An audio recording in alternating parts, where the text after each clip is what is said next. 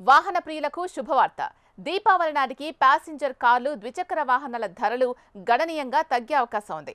ప్రభుత్వం కొత్త తరం జీఎస్టీ సంస్కరణలను అమలు చేయాలని యోచిస్తోంది. దీని ద్వారా జీఎస్టీ స్లాబులు సరళీకృతం అవుతాయి. దీంతో కొన్ని వస్తువులపై పన్ను భారం తగ్గుతుంది. ప్రధానంగా సామాన్యులకు ఉపయోగపడే వాహనాల అమ్మకాలను పెంచడమే ఈ నిర్ణయం లక్ష్యం.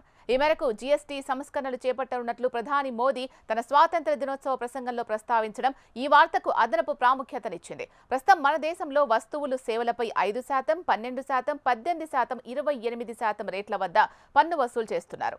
ఇప్పుడు కొత్త సంస్కరణలో ప్రభుత్వం ఈ 4 స్లాబ్లను కేవలం 2కు తగ్గించాలని ఆలోచిస్తోంది. అవి స్టాండర్డ్ అండ్ క్వాలిఫైడ్.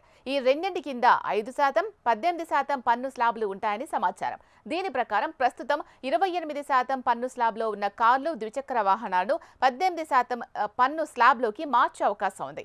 ఇది నిజమైతే ప్యాసింజర్ వాహనాల ధరలు 5% నుంచి 10% వరకు తగ్గే అవకాశాలున్నాయి.